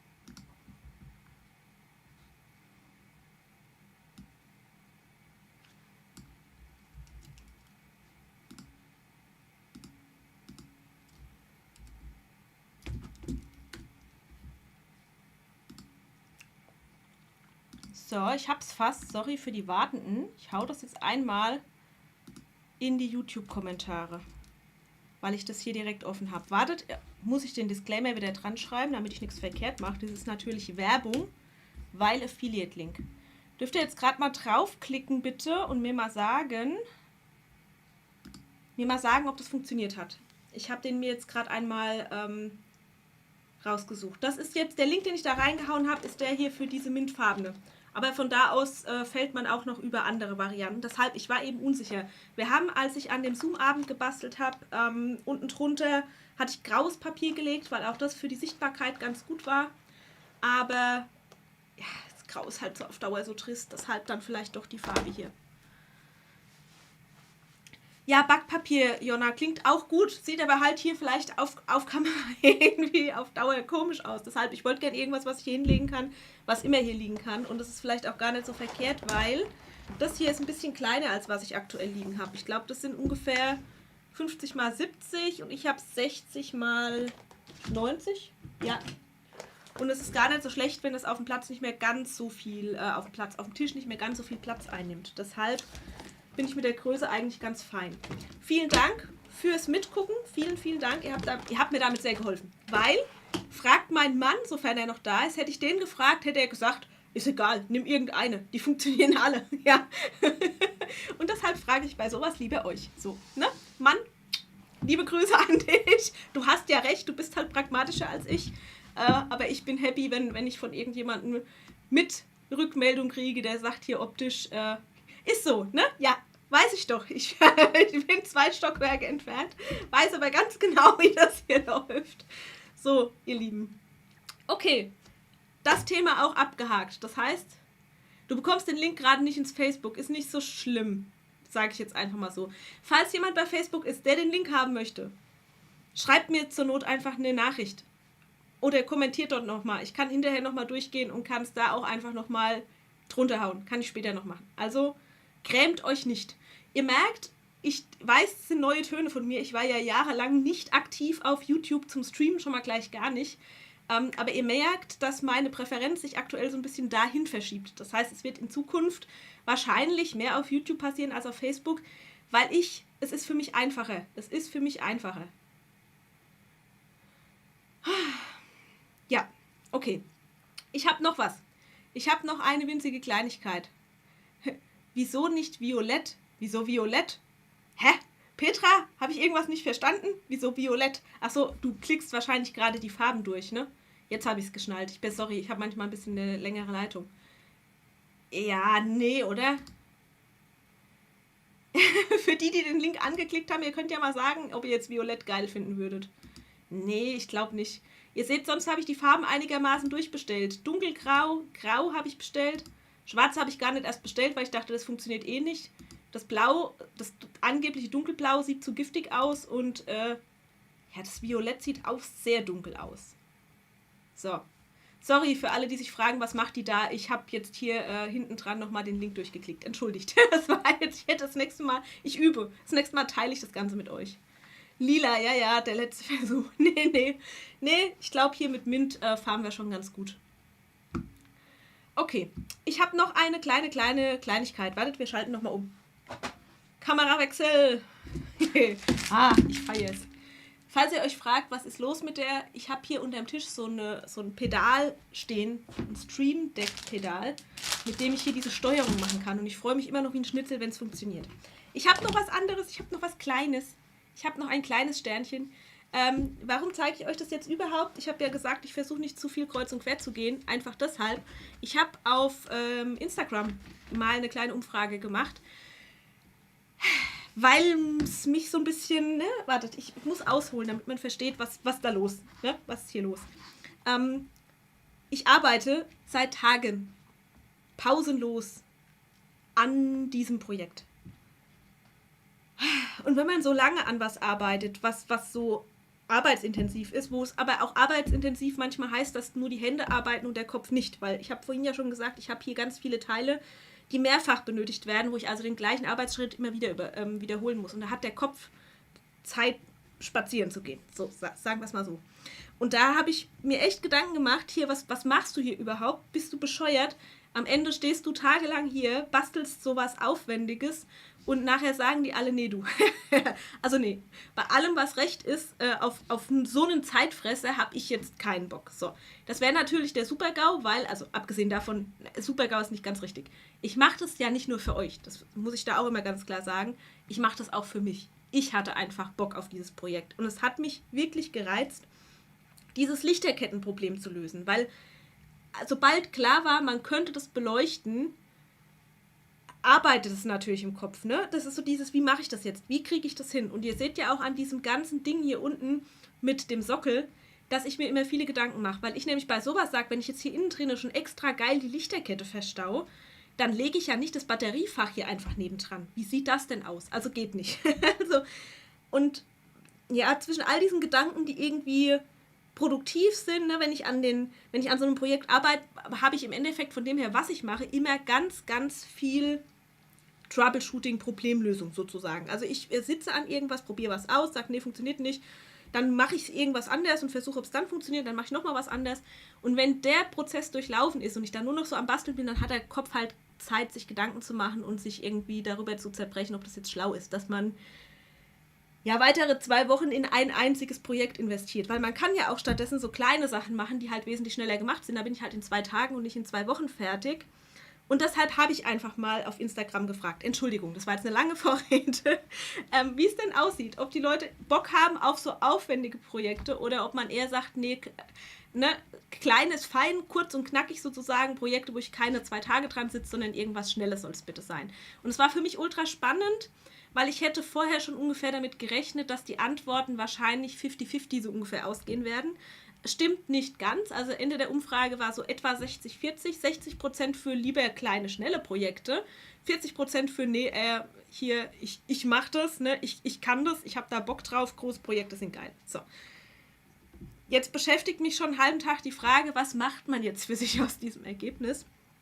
Ich feiere es eigentlich erstmal. Also erstmal danke an alle, die das überhaupt gesehen haben, die da reagiert haben. Ultra cool, wenn man über 100 Antworten bekommt, ist das schon mal prima, weil das eine Masse zumindest abbildet, wo man sagt, ja, mit den Antworten kann ich was anfangen. Wenn da jetzt nur 10 Leute antworten, kann man da ja nicht so unheimlich viel rausziehen. Zumindest gibt es halt kein breites Meinungsbild. Also 100 Antworten erstmal geil. Ich ziehe daraus, dass wir in Zukunft mehr mischen. Also, dass ich habe sonst für mich ja auch immer den Ehrgeiz, irgendwie noch einen draufzusetzen. Ne? Das kennt ihr ja vielleicht von mir. Es darf gerne immer noch mal eins schwieriger und noch mal eins schwieriger sein. Und das werde ich auch auf keinen Fall ablegen, einfach weil ich das für mich auch brauche. Also ich habe keinen Bock, nur noch Projekte zu machen, wo ich sage, ja, mache ich so nebenher Pipifax im Schlaf. Ich brauche das auch. Mir macht das wirklich Spaß. Also nein, es macht mir manchmal auch keinen Spaß. Ich habe manchmal auch ganz schlechte Laune, wenn ich an irgendeiner Kleinigkeit hänge und nicht weiterkomme. Wenn das Projekt an und für sich von außen schon geil aussieht, aber innen drin immer noch so die Feinheiten mich aufregen, wo ich sage, also bei dem hättet ihr da die Anfänge gesehen, ihr hättet nur den Kopf geschüttelt. Ich habe am Anfang versucht, mit Heißkleber die Lichterkette hier reinzukleben. Vergesst es. Es ist absolute Scheiße gewesen. Das war wirklich nicht gut. Also es war nicht gut. Entsprechend habe ich weitere 2 Tage investiert, um eine gute Lösung für diese Innenbefestigung zu finden. Und ich habe mir was ganz Abgefahrenes ausgedacht, was jetzt hier in den Ecken sitzt und was das hier festmacht. Worauf will ich raus? Es wird in Zukunft wieder Kombi geben. Also es gibt jetzt natürlich erstmal dieses Projekt, was ich schön fertig machen werde. Aber es wird auch hier in Zukunft immer mal wieder was Kleines zwischendurch geben. So, die bunte Mischung, um für jeden was dabei zu haben. Und ich glaube, es ist einfach auch situationsabhängig und es geht auch immer ein bisschen darum, für wen bastel ich gerade, so ist es zumindest bei mir. Es gibt Tage und Phasen, wo man einfach Bock hat auf sowas, ne, wo man sagt, heute nehme ich mir die Zeit, das Wetter draußen ist eh Mist oder also bei mir ist es manchmal so, ich hatte einen Scheißtag und dann habe ich Bock zu basteln. Also ich bastel dann einfach. Deshalb versuche ich mich jetzt auch nicht zu sehr zu drängen und zu hetzen, was dieses Anleitungsvideo angeht, weil ich versuche immer so ein bisschen den Druck rauszunehmen und auch für mich das Basteln einfach ein bisschen zu genießen. Einfach zu sagen, hier, ich habe da Bock drauf, ich bastel das, weil ich das auch gern basteln will. Und ich versuche das nicht zu sehr mit Druck zu machen, sondern so, dass ich da auch Spaß dran habe. Und genauso werde ich auch versuchen, in Zukunft wieder ein paar mehr von diesen kleinen, feinen, schnelleren Projekten einzustreuen. Für die Phasen, wo man keine so viele Stunden übrig hat, sondern wo es vielleicht einfach auch mal schnell gehen muss. Und das Geile an den kleinen Sachen ist ja dann auch wieder, da gehen dann ja auch mehr davon. Ne? Wenn man dann doch feststellt, ach ja, ne, irgendwie man ist angefixt, man weiß jetzt genau, wie es funktioniert und dann vermehren die sich ja dann manchmal auch und dann kann man dann auch wieder was Größeres draus bauen. Also so viel dazu. Eure Antworten auf diese Umfrage, die gehen natürlich auch nicht unter, sondern ja, das ist alles registriert und ich mache mir sehr viele Gedanken dazu und versuche dann auch das Beste daraus zu machen. Ich lese gerade nochmal über eure Kommentare. Heide schreibt, sie verwendet auf dem Tisch Linoleum. Auch geil, Heide. Kannst du mir da mal ein Foto schicken oder einen Link? Ich würde mich sehr freuen. Warte, ich schalte mal wieder zu mir um. Ha! Das, was seit heute noch so ein Ding ist, ist immer, wenn ich umschalte, muss ich mich jetzt eigentlich auch so ein bisschen bewegen, weil ich sonst nicht mehr hier mittig quasi im Bild stehe. Aber es geht. Ich bin ja noch nicht rausgefallen aus dem Bild. Okay. Dann schreibt hier Karin Kim, keine Ahnung, welche Farbe am besten ist für deine Online-Filmerei. Weißes Papier ist halt auch schwer zu sehen. Die Schnittstellen. Ja, ich weiß. Hallo, Nadine. Spätes Hallöchen zurück. Ja, lieben Dank für deine Zeit für uns. Ja, gerne. Ich danke euch für eure Zeit, die ihr hier immer in mich investiert. Dass ihr euch hier wirklich dazu stellt und irgendwie Feedback gebt, das hilft mir sehr. Was ich jetzt noch mache, damit ich es wirklich endlich gemacht habe, ist, ich hole jetzt hinten noch den Plotter. Das hätte ich fast wieder vergessen. Ich schalte jetzt nochmal um. Wir schrauben jetzt gemeinsam mal an meiner Cameo 3 rum. Für alle, die noch nie so einen Plotter aufgemacht haben, erschreckt euch nicht. Macht es vielleicht nicht unbedingt, wenn euer Gerät noch Garantie hat, aber wer eine Cameo 3 hat, hat allerhöchstwahrscheinlich keine Garantie mehr auf irgendwas, weil die werden ja schon seit sehr langer Zeit nicht mehr hergestellt. Und ich mache das dann halt, wenn irgendwas mal total schief geht, auch, dass ich das aufmache. Dieses Gerät habe ich tatsächlich aufgemacht, weil es mir ganz blöd runtergefallen ist. Ich hatte hier ein Regal stehen, ein größeres, und habe das bewegt. Und dann ist mir das ganze Regal gekippt und der Plotter ist runtergefallen und dabei sind Teile gebrochen. Ich zeige es gerade mal. Ich würde es in Zukunft jetzt übrigens ganz gerne öfter so machen. Das sage ich euch, sage ich euch hier auch nochmal dazu. Ich versuche mich ja aktuell so ein bisschen einzugrooven mit der Frage, wie streame ich, wann streame ich, wie oft streame ich, was wird mit den Videos aus dem Stream hinterher passieren. Ich versuche das ein bisschen jetzt mit einer Regelmäßigkeit hinzubekommen. Das heißt, die Grundidee wäre einmal die Woche. Und im Moment kristallisiert sich für mich so ein bisschen der Donnerstag raus. Ich kann noch nicht versprechen, dass es dabei bleibt, aber so versuchen wir das jetzt mal. Weil, ihr merkt es, wenn ich es nicht gleich on Stream mache, dann bleibt es wieder liegen. Ich habe heute wieder so einen Aha-Moment gehabt. Es gibt so viele Sachen bei mir, die einfach liegen bleiben, weil ich denke, nein, wie bei dem Sternbogenprojekt jetzt. Ich habe jetzt dieses eine große Projekt, das muss erst fertig werden, solange mache ich nichts anderes. Und bei Lichte betrachtet, wenn ich mit diesem einen Projekt fertig bin, dann mache ich mit dem nächsten Projekt weiter. Und die Sachen bleiben wieder liegen. Deshalb machen wir das in Zukunft einfach gleich. So.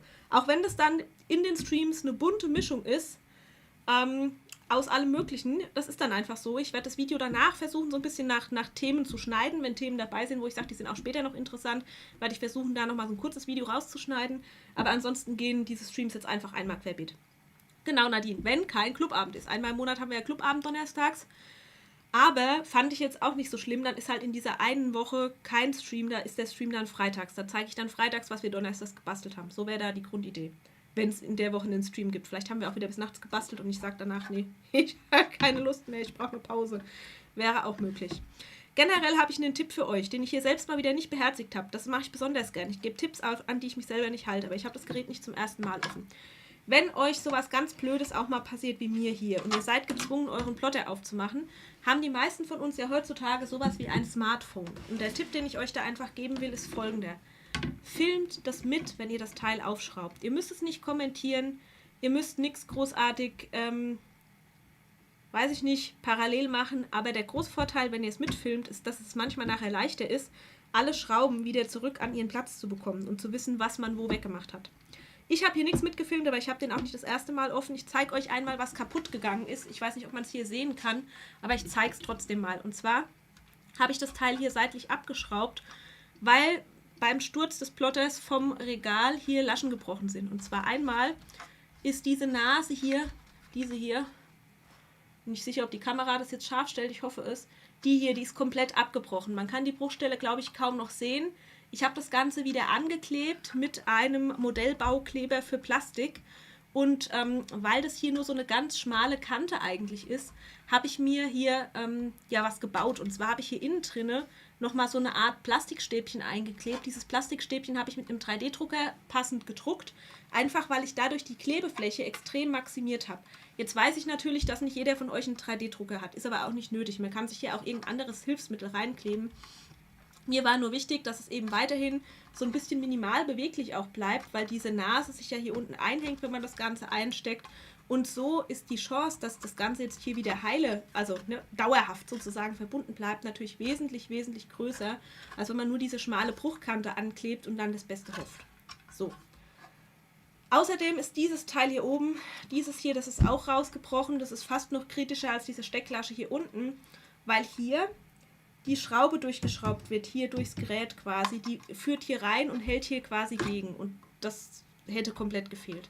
Das habe ich einfach nur hier unten wieder eingeklebt. Das heißt, ich habe hier unten drinne am Ende dieses Teils ordentlich Kleber aufgetragen, habe das hier eingesetzt und habe das sehr, sehr, sehr, sehr, sehr gut trocknen lassen.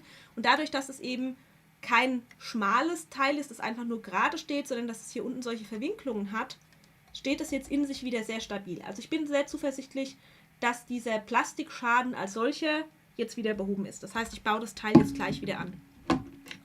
Das habe ich einmal mit abgeschraubt, einfach nur, um diese Seite abnehmen zu können. Generell, falls Annika hier später irgendwann reinschaut, Annika hat auch gerade Probleme mit ihrer Cameo 3, ist ein Tipp der, wenn ihr Schwierigkeiten habt und irgendwas aufmachen müsst und ihr seid noch nicht sicher, was die Probleme wirklich sind, beginnt an der Seite, an der nicht das Display sitzt, das ist links. Ja, deshalb habe ich hatte hier keine Wahl, ich hatte den Bruch und ich musste einfach da aufmachen, wo es kaputt ist.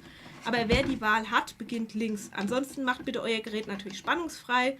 Bei mir ist jetzt hier natürlich nichts angeschlossen, das versteht sich eigentlich von selbst. An elektrischen Geräten nicht rumhantieren, solange die noch am Strom angeschlossen sind. Ansonsten gerne, weg ist die Schraube. Nochmal der offizielle Disclaimer, ich bin natürlich kein Elektriker und auch sonst nicht in Plotterreparatur ausgebildet. Ich mache das alles nur so, wie es mir selbst irgendwie sinnvoll vorkommt. Das muss nicht richtig sein. Es funktioniert für mich. Das heißt noch lange nicht, dass es deshalb auch richtig ist. So. Ich glaube, dass es so da drin war. Wie gesagt, ich habe, obwohl ich euch dazu rate, Fotos zu machen, natürlich keine Fotos gemacht. Was auch sonst.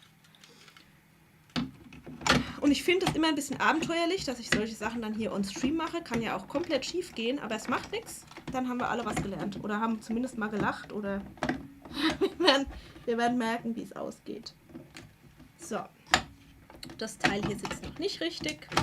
Ist halt mit diesen Plastikteilen auch alles ein bisschen abenteuerlich. Ne? Meine totale Worst-Case-Lösung wäre tatsächlich, dass ich zur Not mehr ein Gehäuse mit meinem 3D-Drucker selbst drucken könnte. Aber das artet dann ja aufwandsmäßig wieder etwas aus, weil man dann ja, wieder sehr viel Zeit investieren muss. So, jetzt, das klang gut. Jetzt ist die Abdeckung wieder drauf. Und jetzt ist es eigentlich kein großes Hexenwerk. Ich drehe die Maschine mal, dann seht ihr auch, hier unten, sieht man das? Noch ein bisschen weiter. Hier schiebt man jetzt diese Steckflaschen wieder rein. Da schiebe ich das Ganze jetzt in Position. Sieht auch gut aus, würde ich sagen. Und jetzt muss ich einfach nur die 2 Schrauben, die ich hier innen rausgemacht habe, hier wieder reinmachen. Und damit ist der Plotter wieder zu und der Plastikschaden behoben. Und damit sollte das Ganze auch wieder verwendbar sein. Ich werde berichten. Ich werde ihn natürlich dann auch anschließen.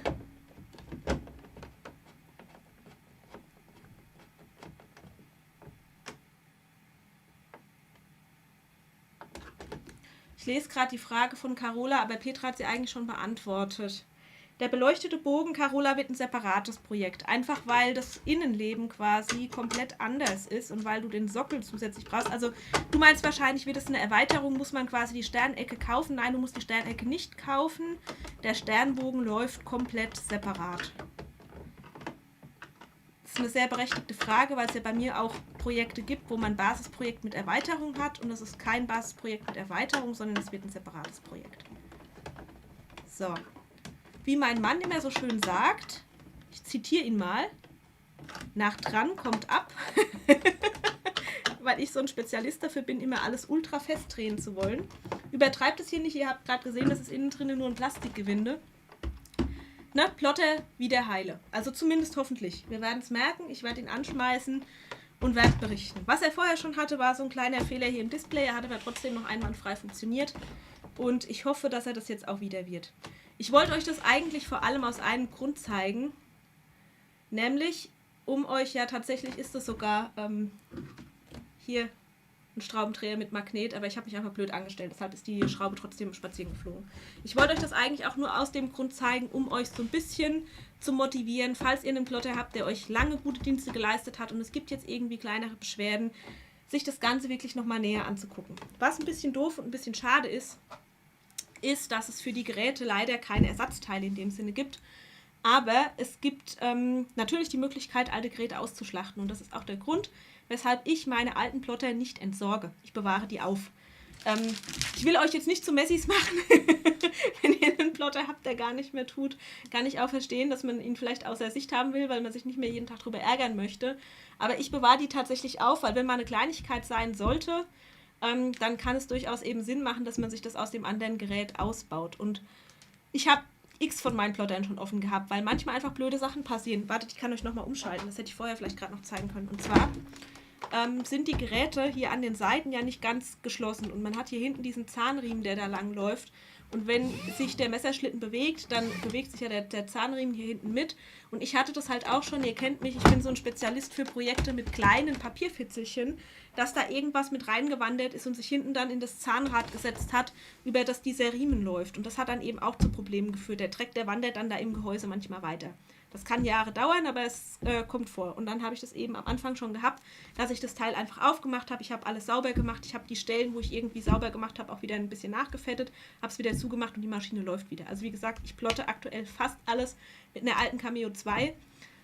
Ich pflege meine Plotter sehr. Und ich habe keine Hemmnis, die dann auch zur Not mal aufzumachen, wenn irgendwas ganz komisch ist und wenn irgendwas gar nicht mehr gehen sollte. Also bevor ihr sagt, weg damit in Müll, daran denken, dass man es einerseits als Ersatzteillager benutzen kann, wenn man irgendwo noch einen Gebrauchten kriegt und andererseits sich vielleicht auch dran trauen. Ich weiß, dass es sich manchmal einfach nicht lohnt oder dass man auch keinen findet, der es repariert.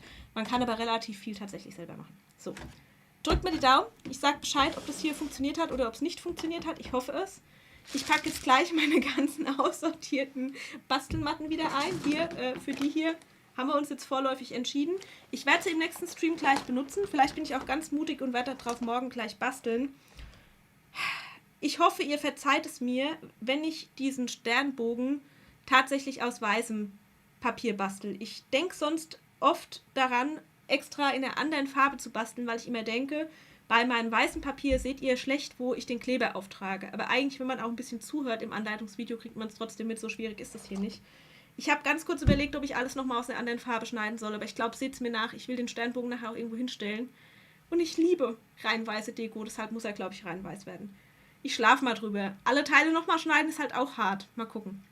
Ja, Petra, vergesst die Däumchen nicht. Petra, das ist das eine, was ich auch echt noch lernen muss. Ich bin echt noch kein versierter YouTuber oder Live-Geher. Eigentlich müsste ich das lernen, dass ich so nach 2 Minuten mal sage, hier Leute, hallo, und wenn ihr bis jetzt schon irgendwas für euch mitgenommen habt, dann vergesst nicht hier zu liken und zu abonnieren und drückt auf die Glocke bei YouTube.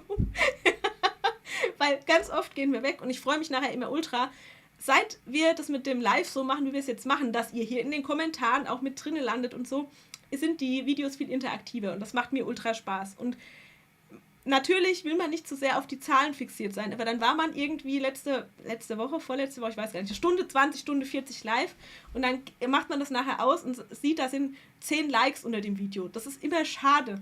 Klar, es ist bescheuert. Ich weiß, es ist bescheuert, aber es ist trotzdem, ich freue mich natürlich, wenn ich auch sehe, wenn ich eure Däumchen sehe und ich weiß, dass man es einfach vergisst. Das passiert mir auch, weil man ist ja hier mit Kommentieren beschäftigt und ich mache hier 5 verschiedene Fässer gleichzeitig auf.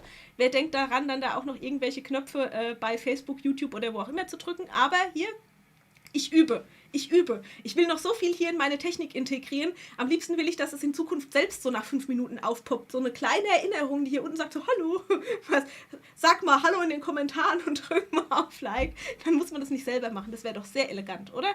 Das bestimmt kann ich das der Software noch irgendwie beibringen. Das ist eigentlich das Geile an dieser Software. Man kann damit alles Mögliche machen, aber ich fuchse mich da halt gerade auch erst ein. Und ganz viel muss man halt auch von externen dazu installieren, das kann ich nicht von selbst. Aber, so. Ich übe, ja, es wird besser. Ich freue mich, dass ihr auch diese Zwischenstreams mitmacht. Es gibt nicht jedes Mal was Fertiges zu zeigen. Das geht gar nicht. Es geht so lange nicht, solange ich mache auch schwierige Sachen treu bleibe. Und ich mache das deshalb, weil ich das für mich auch brauche. Und ich feiere das total, dass es einige auch mitgehen. Ich weiß auch, dass es nicht für jeden immer gerade das Passende und das Richtige ist. Deshalb werde ich versuchen, wieder mehr in den Mix zu gehen, dass es zwischendurch auch mal was Einfaches, Schnelles, Kleines gibt. Aber solange ich zwischendurch auch diese großen Sachen mache, ist es einfach nicht möglich, jede Woche irgendwas Fertiges zu präsentieren. Ich würde so gerne, den Ehrgeiz habe ich schon, aber ich schaffe es einfach nicht. Das macht mich sonst nur wahnsinnig. Sehr gut. Ja, Sabine sagt schon, sie hätte es sonst vergessen. Genau, ich erinnere euch. Ich versuche es zumindest. Und Petra, du bist jetzt meine Beauftragte. Ja, du kannst mich erinnern, damit ich alle anderen erinnere. Ich denke da selber nicht dran. Ich gehe nachher hier raus, sag euch Tschüss und dann habe ich es wieder vergessen. So. Doch, Petra, wahrscheinlich könnte ich damit einen Knopf belegen. Guter Punkt. Petra fragt gerade, Knopf, sie meint damit hier mein Stream Deck. Hier, mein Stream Deck, das ich hier benutze, um verschiedene Sachen hier bei euch zu posten. Achtung, es ignoriert es. Ich muss hier meinen Kommentar-Button nochmal testen. Zack. Ich hoffe, es funktioniert. Wenn es funktioniert, hier geht's zum Shop. Das ist halt was aktuell auch nur bei YouTube funktioniert. Aber ich hab da Spaß dran. Also ich tüftel hier noch rum, aber an den Knopf müsste ich auch wieder selber denken, Petra. Deshalb wäre es geil, ich bringe OBS das bei, dass es das selbst kann. Aber ich krieg das noch hin. Ich habe noch so viel vor. Soll ich noch Einblendungen geben mit euren Kundenfotos und. Sind aber alles so Nebenkriegsschauplätze, wo ich mich immer versuche, mich zusammenzureißen und das hinten anzustellen, wenn ich mitten in so einem Projekt stecke. Weil das auch was ist, wo man sich verlieren kann. Ich bin da so ein Spezialist dafür. Wenn mich sowas interessiert, kann ich einen halben Tag lang YouTube-Videos von irgendwelchen anderen Leuten sehen, in denen man genau das erklärt bekommt. Kleb es an die Tür, dann zeigst du einfach nach links. Ja, eigentlich auch geil, oder? So ein großes, fettes Schild in den Hintergrund hängen, das einfach in regelmäßigen Abständen leuchtet. So bitte jetzt liken und kommentieren und drück auf die Glocke. Ich bin ja noch nicht so YouTube-affin, aber früher oder später kriege ich das auch noch hin. Gut, meine Lieben, vielen Dank für eure Zeit. Das war wieder viel länger, als ich eigentlich gedacht hätte, aber mir macht es echt Spaß hier mit euch. Ich bin auch sehr froh, dass ich das anberaumt habe, dass ich jetzt gesagt habe, Schnurzpieps, egal, dass alles noch nicht so fertig ist, wie ich es gerne hätte. Wir machen das heute einfach, weil es schiebt sich sonst, ne? Es schiebt sich immer alles noch weiter hinten raus und ich komme sonst nicht in die Übung. Ich werde ganz tapfer versuchen, jetzt wirklich einmal die Woche live zu sein und ich versuche mir einen festen Tag dafür zu nehmen, weil es erhöht die Wahrscheinlichkeit, dass es klappt. Und solange ihr da so cool mitmacht und ich hier nicht alleine stehe und Selbstgespräche führe, oh, jetzt habe ich wieder auf den Tisch gehauen, Entschuldigung, macht mir das wirklich auch Spaß. Gut.